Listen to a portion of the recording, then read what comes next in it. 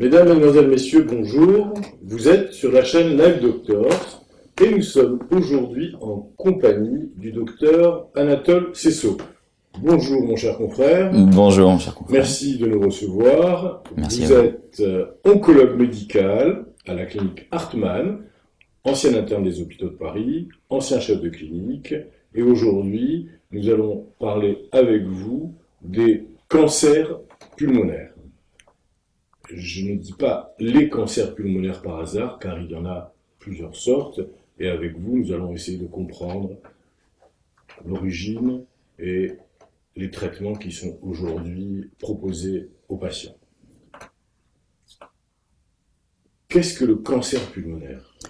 Alors, vous avez tout à fait raison de parler des cancers pulmonaires au pluriel. On pourrait même dire des cancers bronchopulmonaires, puisque beaucoup d'entre eux sont en fait développés à partir des bronches.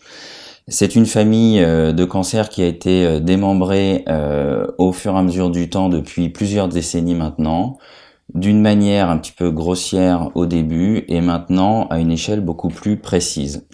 Il y a deux grandes familles de cancers pulmonaires. Les cancers dits à petites cellules qui ont été décrits avec donc une approche microscopique, puisque c'est ce que l'on observe au microscope lorsque l'on regarde ces cancers.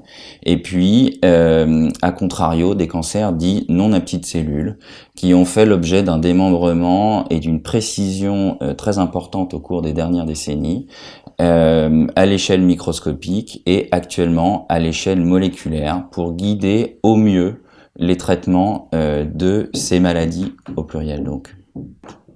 Quelle est l'incidence et l'épidémiologie aujourd'hui des cancers bronchopulmonaires ? Alors, l'incidence, c'est-à-dire le nombre de nouveaux cas par an de cancers dits bronchopulmonaires pris tous ensemble, est d'environ 37 000 nouveaux cas par an. C'est donc énorme.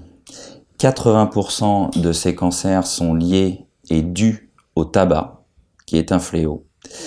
L'incidence des cancers pulmonaires croît chez les femmes, puisqu'elles se sont mises à avoir une habitude de tabagisme croissante au cours des dernières décennies.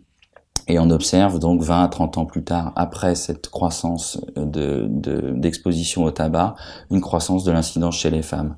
A contrario, les habitudes de tabagisme ont régressé chez les hommes et l'incidence diminue chez l'homme. L'incidence des cancers pulmonaires a été multipliée par 7 en 30 ans.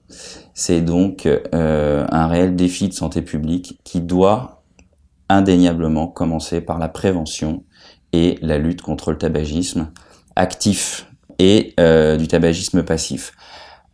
À cet égard, la loi qui interdit le tabagisme dans les lieux publics est un élément extrêmement positif, notamment pour les gens qui travaillent ou qui travaillaient dans des milieux exposés au tabac, et c'est déjà un énorme pas en avant.